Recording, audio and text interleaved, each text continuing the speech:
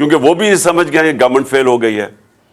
تو اس میں ہم نے صرف ان کو یہ کہا کہ ہم تو یہ کرنے جا رہے ہیں. اب آپ کو اگر ملک کی فکر ہے تو آپ اس وقت کیونکہ ملک آپ سے سنبھالا نہیں جا رہا, ملک جا رہا ہے ڈیفالٹ کی طرف, تو آپ بھی الیکشنز کروا دیں, ایک جنرل الیکشن ہی ہو جائے بجائے یہ کہ 66% پاکستان میں ہوگا. یہ میرا مقصد ان کو کہنے کا تھا. باقی ان سے بات چیت کس چیز پہ ہوگی, ہو ہی نہیں سکتی. یہ جس لیے گورنمنٹ میں آئے ہوئے ہیں اور ہم نے اپنی طرف سے پوری زور لگایا گورنمنٹ کرنے میں, اس میں زمین آسمان کا فرق ہے. ان کا صرف گورنمنٹ میں آنے کا مقصد کیا تھا؟ اپنے چوری معاف کروانے کے لیے. پہلے ہی اپنی چوری معاف کروا چکے تھے جنرل مشرف سے این آر او لے کے. اب یہ دوسرا این آر او انہوں نے لیا ہے, وہ بھی بدولت جو ان کے ہینڈلرز تھے انہوں نے ان کی وہ سہولت کار بنے ان کو دوسرا این آر او لینے کے لیے. اور جنرل مشرف کو جو سب سے بڑی تنقید ہوئی تھی وہ اس کے این آر او دینے پہ تھی. باقی تو جنرل مشرف نے ان دونوں پارٹی سے ملک کو بہتر چلایا تھا. لیکن اس کو جو لوگ برا بھلا کہتے ہیں, لوگ ابھی بھی نہیں بھول سکتے کہ چوری ہوئی ملک کی. دیکھیں چوری ہوتی ہے کسی مثلا میرے گھر چوری ہو گئی, لیکن کرپشن ملک کا پیسہ چوری ہوتا ہے. تو جنرل مشرف کے پاس تو اختیار ہی نہیں تھا کہ جو ملک کا پیسہ چوری ہو وہ معاف کر دے. اور اب پھر 1100 ارب روپے کا انہوں نے یہ آئے ہیں, اور ان کا صرف ایک مقصد تھا کہ 1100 ارب روپے کے ان کے کیسز معاف ہوں. تو سب کے کیسز معاف ہوتے جا رہے ہیں. یہ دار بھی بچ گیا ہے. دار کا میں یاد کروا دوں کہ اس سے پوچھا تھا کہ $5 ملین آپ نے اپنے بچوں کو بھیجے ہیں, آپ نے کدھر سے بھیجے ہیں, آپ کی انکم میں تو یہ شو نہیں ہو رہا. اس نے کہا جی مجھے وہ ابو دھابی سے, میں کسی ابو دھابی کے شیخ کے لیے کام کرتا تھا تو اس نے مجھے پیسہ دیا ہے. انہوں نے اگلا سوال پوچھا کہ اگر اس نے پیسہ دیے تو آپ کے پاس کوئی تو ثبوت ہوگا. کسی نے $5 ملین آپ کو ایسے کیش میں تو نہیں پکڑا دیا, کوئی تو ہوگا, کوئی چیک وغیرہ. جب اسے یہ سوال پوچھا گیا, وہ اس کے جہاز میں بیٹھ کے جو پرائم منسٹر تھا تب خاقان عباسی, اور وہ ملک سے فرار ہو گیا. اب آ کے انہوں نے قانون اتنا بدل دیا کہ وہ بھی پاک ہو گیا, اور اب وہ مریم بھی بچ گئی ہے. نواز شریف کی تیاری ہو رہی ہے اس کو بھی بچانے کے لیے. آصف زرداری کے کیسز وہ ختم ہو رہے ہیں. 1100 ارب روپے کا ملک کو ڈاکہ پڑ رہا ہے. اور یہی انہوں نے ابھی تک, اگر ان کا کوئی کارنامہ ہے تو وہ ہے کہ اپنے کیسز معاف کروا لیے ہیں. اور اس کا جو دوسرا ان کی کوشش ہے کہ کسی نہ کسی طرح عمران خان کو ڈسکوالیفائی کریں, کسی نہ کسی طرح پی ٹی آئی کے لوگوں کے اوپر کیسز کریں تاکہ ہم ناک آؤٹ کر دیں, یعنی ٹیکنیکل ناک آؤٹ کر کے تو ہم کسی طرح الیکشن جیت جائیں, اور یہ نہیں جیت سکیں گے. تو ملک کا اس وقت ضرورت یہ ہے کہ سیاسی استحکام آئے, اس کی وجہ سے معاشی استحکام آئے گا. سیاسی استحکام آ سکتا ہے صرف ایک طریقے سے, وہ ہے الیکشنز. اور اسی لیے آج 75% قوم اس چیز کے اوپر آ گئی ہے کہ الیکشنز کے علاوہ کوئی دوسرا راستہ نہیں ہے. اور ہم نے ان کو اس لیے آفر کیا کیونکہ ہم اسمبلیاں ڈیزالو کرنے جا رہے ہیں پنجاب اور کے پی کی, اور وہ اس لیے ہم کرنے جا رہے ہیں کہ ہم سمجھتے ہیں اب کہ یہ ملک کی ضرورت ہے الیکشنز, اور پی ٹی آئی کی ضرورت الیکشنز نہیں ہے اس وقت. پی ٹی آئی تو انشاءاللہ جب بھی الیکشنز ہوں گے تو ہم جیت جائیں گے, بلکہ جتنی دیر یہ بیٹھے جا رہے ہیں اسمبلی میں, ان کا تو گراف اور تیزی سے نیچے جا رہا ہے. تو ہمیں تو فائدہ ہی فائدہ ہے کہ اگر الیکشن ڈیلے بھی ہو جاتے ہیں. لیکن ملک, میں آپ سب کو یہ کہنا چاہتا ہوں کہ جو ملک کے حالات ہیں وہ اس سطح پہ پہنچ چکے ہیں کہ اگر یہ الیکشنز نہ ہوئے تو ہمیں تو یہ ڈر لگا ہوا ہے کہ جب تک یہ الیکشنز کال کریں گے تو وہ ملک تو ادھر پہنچ جائے گا جدھر کوئی بھی کچھ نہیں کر سکے گا اس کے بعد.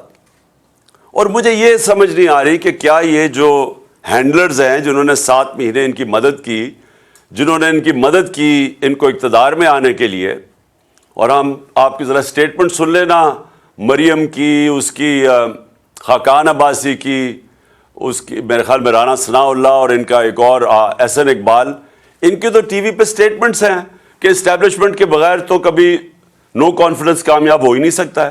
ان کے تو سٹیٹمنٹس انہوں نے خود ٹی وی پہ دی ہوئی ہیں. تو جو سہولت کار ان کو لے کے آئے تھے، تو کیا ان کو یہ نہیں پتا کہ ملک کدھر جا رہا ہے؟ اور دوسرا میرا سوال یہ ہے کہ ان کو یہ جو پی ڈی ایم کے لوگ ہیں، ہم سب کو پتا ہے انہوں نے کیا کرنا ہے. انہوں نے پھر ملک چھوڑ کے بھاگ جانا ہے. یہ بھاگنے کی تیاری کر رہے ہیں کہ اگر انہوں نے جب حالات برے دیکھے یا ملک ڈوبنے لگا تو انہوں نے تو باہر بھاگ جانا ہے. ان کے تو پیسے دولت سب کچھ باہر پڑا ہے ڈالرز میں، تو جب روپیہ گرے گا ڈالر کا تو فائدہ ہوگا ان کو. تو اس لیے ان کا سٹیک پاکستان میں نہیں ہے. نواز شریف جو ہے اس کا جو انٹرسٹ ہے وہ پاکستان میں نہیں ہے. وہ فیصلے پاکستان کی بہتری کے لیے نہیں کرتا، نہ زرداری کرتا ہے، کیونکہ ان کے پیسے باہر پڑے ہوئے ہیں. یہ اپنے پیسے بچانے کے لیے فیصلے کرتے ہیں. تو ان کی تو کوشش یہ ہے کہ کیونکہ یہ اب الیکشن جیت نہیں سکتے، ملک کو آگے لیتے جاؤ، ڈیلے کرو الیکشن.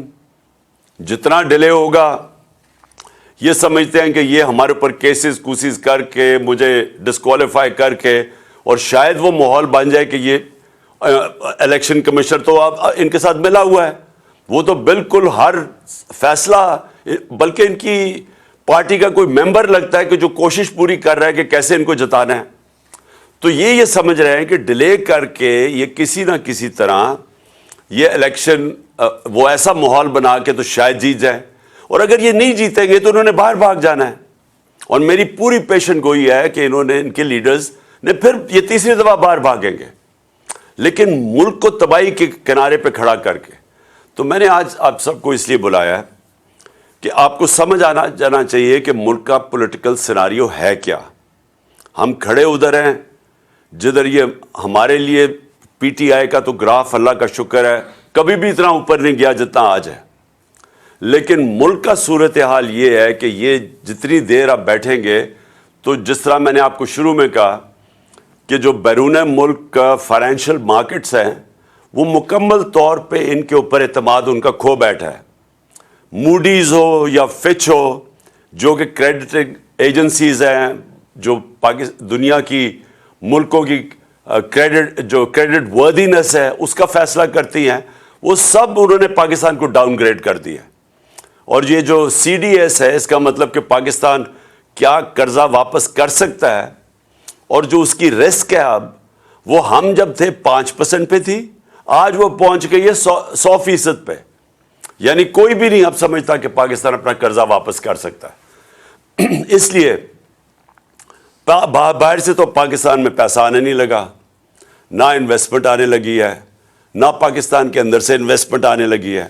اور دوسری چیز، جو یہ قرضے مانگیں گے کمرشل بینک سے، انہوں نے اب دینے نہیں ہیں قرضے. تو اس ماحول کے اندر ہمارا ملک ایک مزید خطرے میں ہے. اور پھر سے میں کہہ رہا ہوں کہ وہ ادھر پہنچ جائے گا جدھر خدا نہ خواستہ ہمارے کوئی بھی ہم اس کو کنٹرول نہیں کر سکیں گے.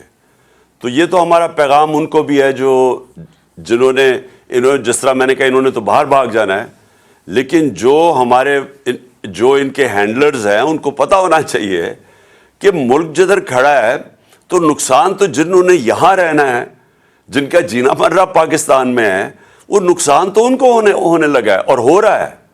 یعنی ہر روز ملک کے حالات بگڑتے جا رہے ہیں. یا انہوں نے ساری ایل سیز وہ نہیں آنر کر رہے، ساری باہر سے امپورٹس بند کر دی، اور امپورٹس وہ ہیں جو کہ را مٹیریل کے امپورٹس ہیں. اس کا مطلب فیکٹریاں بند ہوتی جا رہی ہیں. انڈسٹری ہماری، ہم نے ریکارڈ بڑی دیر کے بعد انڈسٹری کو اٹھایا تھا اپنی، جو 10.6% پہ گرو کر رہی تھی. ہمارے آخری مہینے میں 26% پہ انڈسٹریل گرو تھی، آج وہ 0 پہ پہنچ گئی ہے. زراعت کے اندر ہمارا ریکارڈ 17 سال کے بعد 4.5% ہماری زراعت کی گروتھ ہوئی تھی، اور ہماری 4 فصلیں ریکارڈ تھیں 2 سال. تو وہ بھی آج کسانوں کا ساری فصلیں نیچے آ گئی ہیں، ان کی جو پیداوار ہے، کیونکہ کھادیں بڑھ گئی ہیں، ڈیزل بڑھ گیا ہے، بجلی قیمتیں بڑھ گئی ہیں، ان کی انپٹس اتنی بڑھ گئی ہیں کہ ان کے پاس پیسہ نہیں ہے اپنی زمین پہ لگانے کے لیے. تو لہٰذا جدھر سے ہم چھوڑ کے گئے تھے اور جدھر یہ پہنچ گیا ہے، جدھر پاکستان کو انہوں نے پہنچا لیا ہے، وہ اس سے صرف نکلنے کا ایک طریقہ ہے، اور وہ میں اب سے نہیں 7 مہینے سے کہہ رہا ہوں، صاف اور شفاف الیکشن۔ اور میں آپ سب کو آج اس لیے یہ کہا تھا کہ آپ سے میری بات بھی ہو جائے، آپ کو میں بتا بھی دوں کہ میرے ذہن میں کیا ہے، اور میں یہ سمجھتا ہوں کہ آپ سب کو اب تیاری کرنی چاہیے الیکشنز کی۔ ساروں کو اپنے ایم این ایز، اپنے ایم پیز، آپ کو اپنے اپنے حلقوں میں نکل جانا چاہیے اب، اور آپ کی تیاری صرف خاص طور پہ ایم پیز کے، لیکن مجھے لگتا ہے کہ جنرل الیکشن کی طرف ہم جا رہے ہیں۔ ناممکن ہے کہ اگر 66% پاکستان میں الیکشن ہو رہا ہے تو اس کے بعد جنرل الیکشن کو روک سکتے ہیں یہ، تو ہم ساروں کو اب کوشش اپنے حلقوں میں تیاری کر لینی چاہیے الیکشن کی، اور ہم نے صرف ان کو یہ کہا ہوا ہے کہ اگر آپ بات کرنا چاہتے ہیں جنرل الیکشن کی ڈیٹ دینے میں تو ہم بات کریں گے، نہیں تو ہم عن قریب اناؤنس کر دیں گے اپنی اسمبلیز ڈیزالو کر کے الیکشنز۔ اور میں نے محمود خان آپ کو بھی مجھے پتہ ہے کہ آپ تیار ہیں بالکل، اور پرویز الہی نے بھی مجھے پوری گو ہیڈ دے دی ہے کہ جب میں چاہوں گا تو اسمبلیز میں ڈیزالو کر سکتا ہوں۔ تو میں اس لیے یہ سب کو آپ کو بتانا چاہتا تھا کہ اب تیاری ہو جانی چاہیے مینٹلی، چاہے وہ الیکشن پہ آئیں یا نہ آئیں۔ اگر وہ آئیں گے تو ٹھیک ہے، جنرل الیکشن پہ ہم چلے جائیں گے، لیکن اگر وہ نہیں آتے تو ہم نے اسی مہینے انشاءاللہ اپنی پروونشل اسمبلی سے کو ڈیزالو کر کے ہم نے پھر اب الیکشنز کی طرف نکل جانا ہے۔ ہاں، ایک میں نے آپ سب کو کہنا تھا کہ بڑا ضروری ہے کہ آپ نے اعظم سواتی کے لیے پروٹیسٹ کرنا ہے۔ سب کو میں کہہ رہا ہوں، جو اسے ظلم ہوا ہے یہ ظلم کی انتہا ہے۔ ایک آدمی جس نے ایک ٹویٹ کیا ہے، دنیا کے اندر ہر جگہ آپ کو اجازت ہوتی ہے جمہوریت میں تنقید کرنے کی، ایک ٹویٹ کے اوپر تنقید کرنے پہ اس کو تشدد کیا گیا۔ ایک 75 سالہ آدمی، اس کو پہلے اس کے پوتا اور پوتیوں کے سامنے مارا گھر میں جا کے، اس کے بعد اس کو لے جا کے یہ ڈرٹی ہیری نے کے آرڈرز پہ انہوں نے اس کے اوپر تشدد کیا ننگا کر کے، اور اس آدمی کا کوئی بھی اس کے اوپر اس طرح کا ظلم ہوا ہوتا تو اس کا غصہ آنا تھا۔ اس کے بعد اس کی جو سب سے بڑا ہمارے معاشرے کے اندر، ایک ہمارا معاشرہ اسلامی معاشرہ ہے، اس کی جو ویڈیو بنا کے اس کے گھر اس کی فیملی کو دی گئی، یعنی کون آدمی ہے اس کے بعد ریئیکٹ نہیں کرے گا؟ میری طرح کا آدمی، میں تو خود کش حملے کے لیے تیار ہو جاؤں گا میرے گھر سے مجھے کوئی اس طرح کرے۔ یعنی میں تو اپنا میں اس کے بعد تو صرف ایک چیز میرے ذہن میں آئے کہ میں نے بدلہ کیسے لینا ہے، اور میں ہر سطح پہ جاؤں بدلہ لینے کے لیے۔ تو وہ آدمی جب اس کا ذہنی اس کا سوچ دیکھیں کہ وہ کدھر پہنچا ہوا ہے، تو اس سے اگر منہ سے چیزیں نکل بھی گئی تو یہ تو دیکھیں کہ ہوا کیا ہوا ہے۔ آپ سب بیٹھے ہوئے ہیں اور میں آپ سب کو جانتا ہوں کہ آپ کو سب کسی سے بھی یہ ہو تو آپ سارے اسی طرح ریئیکٹ کریں۔ کون غیرت مند آدمی اس طرح ریئیکٹ نہیں کرے گا؟ اور اس کو آپ پکڑ کے اس کے اوپر 30 FIRs کاٹ دیے اور اس کو کوئٹہ لے گئے ہیں، اور اس کی ہارٹ کی کنڈیشن ہے۔ ہم ابھی سب، اگر اعظم سواتی کو کچھ ہوا، ہم سارے FIRs کاٹیں گے ان سب لوگوں پہ جو ذمہ دار ہیں اس سے یہ اس کے اوپر تشدد کرنے پہ، اور اس کو پھر یہ جو اس کو کوئٹہ لے کے گئے ہیں، جس طرح پکڑ کے لے کے گئے ہیں، سارا ہمارے جسٹس سسٹم کا مذاق اڑ گیا۔ سارا پاکستان کے اندر فنڈامنٹل رائٹس، یعنی میں پھر سے بڑے ادب سے اپنی عدلیہ سے کہتا ہوں کہ اگر آپ اس قوم کے فنڈامنٹل رائٹس کی حفاظت نہیں کریں گے تو اور کون کرے گا؟ کہ کس کے پاس ہم جائیں کہ اتنی بڑی وائلیشن ہو رہی ہے انسانی حقوق کی، تو یہاں تو اس کا مطلب جنگل کا قانون ہے، تو طاقتور جو مرضی کر سکے۔ تو اس لیے میں چاہتا ہوں کہ ساروں کو آپ کو اس کے اوپر سٹیٹمنٹس دینی چاہیے اور کھڑا ہونا چاہیے۔ آپ کو ساروں میں اپنے لوگوں کو اویئر کرنا چاہیے کہ اگر یہ آج اعظم سواتی سے ہو سکتا ہے تو یہ آپ کے کسی سے بھی یہ ہو سکتا ہے، ہم کسی سے بھی یہ کر سکتے ہیں۔ یہ نہ سمجھیں کہ اعظم سواتی سے ہوا اور ہمارے کئی لوگ سوچتے ہیں کہ چلے جی ہمارے سے نہیں ہوگا۔ یہ تو ایک دفعہ اگر اس کے اوپر یہ جس طرح کر رہے ہیں، یہ تو کوئی بھی پاکستان میں اس کا مطلب ہم کوئی بھی اگر منہ کھولیں گے اور کوئی اپنا آزادی رائے کا اظہار کریں گے تو ہم کسی سے بھی ہو سکتا ہے.